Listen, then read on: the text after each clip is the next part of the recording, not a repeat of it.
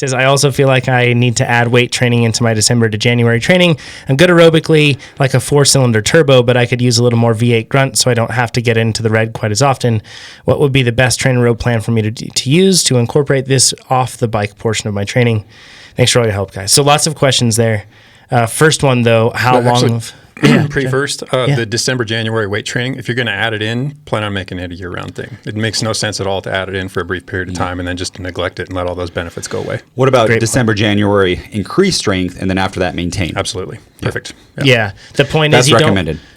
Shift your focus during that time. Maybe emphasize it over things that you otherwise wouldn't during, a different phase of training, but don't neglect it entirely afterward. Yeah, that's the point, right? You don't want to just drop it off because then any 2 months sort of later, benefit you're back where you were. The benefits don't just magically stick around. Yep. Yeah. I can't believe that was commonly understood for so long. I mean, I can believe it because we always believe silly things, right? That happens. But yeah, need to maintain. So on the brake side of things, how long should a brake be? This is also another really common question that we get. How long of an off season do I need, or how long of a break should I take? So first off, it's our stance that any break should be followed with base training, any substantial break. And what do we mean by substantial? That's relative. I mean, if you're someone who trains on a low volume plan and you're literally training 3.5 hours a week, a break for you could be a couple days. If you're someone who's carrying 20-hour a week training load and you've been doing it for the last 6 or 8 months, a break might need to be 4 weeks long. So basically, in determining how long the break should be, you'll know. You'll know when you feel ready to get back at it. The motivation will be there. Your body will feel healthy. Hopefully, you'll have worked out any kinks, postural or otherwise, that have crept into the system over the course of such a heavy, sustained training load.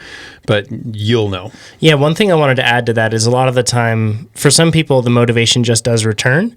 But for others, if you just take time off and you think about different things and you completely disconnect, maybe their motivation doesn't necessarily return, because we also get the question from people, I'm taking time off, and to be honest, I'm not eager to get back into it. What's wrong with me? How can I change that? That's like what they say. Yeah. Nothing's wrong with you at all.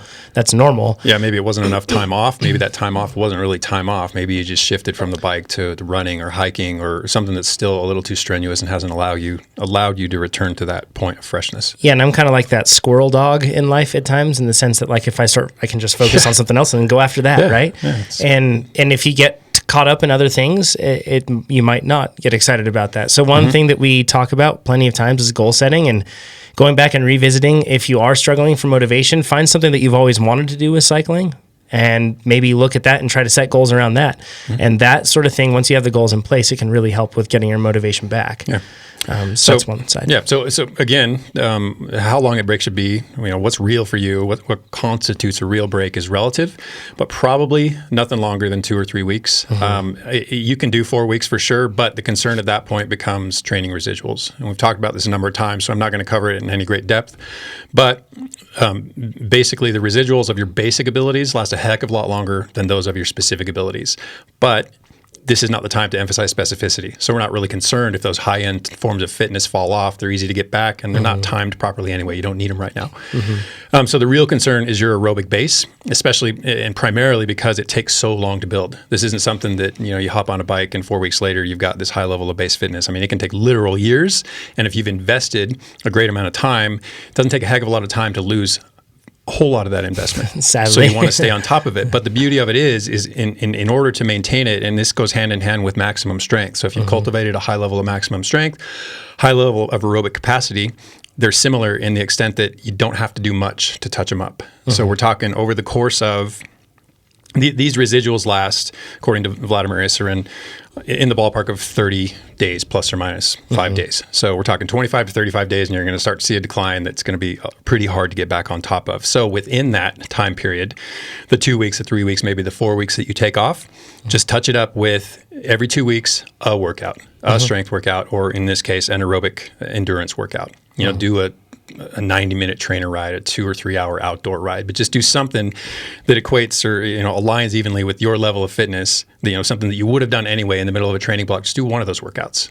Every couple of weeks is all it takes. 10 to 14 days. Is it fair to say, like, if somebody was cycling like that, if they went for like a 2 to 3 hour hike, something like that? Yeah, that's the other thing. It doesn't have to be on the bike. It just has to be something that stimulates your aerobic. I mean, it's not going to be specific, but this is the time of year where you can get away with a low level of specificity. I mean, you can keep things very general. Yeah. It could be whatever.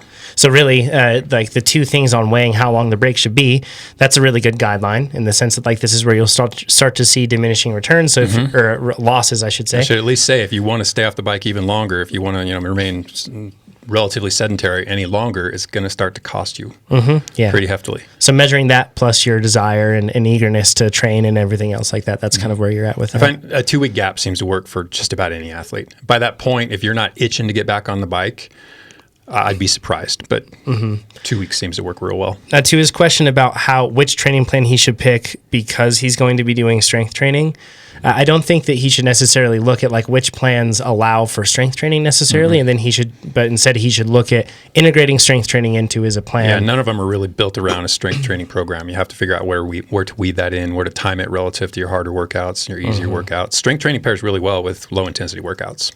Yeah, for your information. Absolutely. The higher intensity workouts is where you start to get countering signaling. Yeah. So when one system is telling you to develop endurance, the other system is telling you to develop strength. Those signals don't interact well. Yeah. Eric sounds almost exactly like me. I think I raced 26 times also last year. Yeah, you raced not including mountain bike races, Mm-hmm. and small business owner and travel and that sort of stuff. One thing I would say is with travels too, sometimes you get forced weeks off all the time. Mm-hmm. So I know I had like probably 5 forced rest weeks throughout the whole year. Right. And then I had one like just recently. That was enough. I mean, I don't need more. That's a perfect example of how it's relative. If you're already getting rest weeks and you get to the end of the season, maybe you've had several of them over the course of the last few months of training that you don't need a full 2 weeks off. And to your point, my motivation was very high. Right? Right. That's how I knew. I was like, like that last week, I was like, I am so ready to start training. Yeah. The other part is the base build specialty. You have a long season with a lot of racing. Totally. Like, get that base in, man, because you're going to be doing lots of workouts, lots of races. You're going to want to recover and just have more volume. I feel like the more volume you do, it's way easier to race more often. Yes. Than if you were to burn yourself out right now and build your specialty. So for sure, and you can race in that base phase and race well. Oh yeah, base phase. Absolutely. One thing I just want to recap then, if it's okay, Chad, on the strength training side of things, is it's not about picking the plan that's built for strength training. It's about integrating it in. And the best time to integrate it is, in most cases, is to pair it with the easier days, because if you do hard days kind of stacked up, it can be tough. But that said, you also don't want to fly in the face of a recovery day by just going crazy in the gym. Yeah. So it's common for people to shift their strength workouts to the recovery days, which means it's not a recovery day any longer. Excuse me. So when you come back, you're not going to be...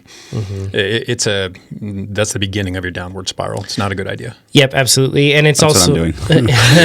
Well, you also know that you tolerate a high training load. So I think you've figured out a couple of things over the last couple of seasons. I'm doing a much lower volume for weight training, like 1, 2, 3, 4, like 10 sets or something, rather than before I would go for like 2 hours and just destroy myself so I couldn't lift your arms. You can do a lot.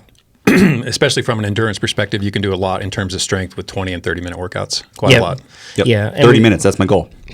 Yeah, and we've covered this before too on plenty of episodes, but we've also put down basically what we feel like are kind of strength training recommendations in terms of benchmarks, so to speak, not the specific training plans or anything else that you would do, but benchmarks, because it is hard for a lot of us cyclists to know when to cut it off, because we're so used to doing a ton of work on the bike. So then we think we just need to go hard in the gym or follow like a specific strength training program.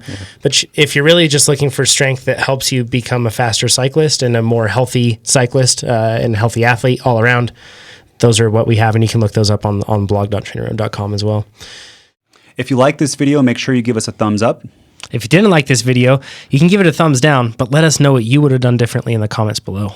If you want to see more of these videos, make sure you subscribe to our YouTube channel. And if you want to become a faster cyclist, check out TrainerRoad.com. Do it.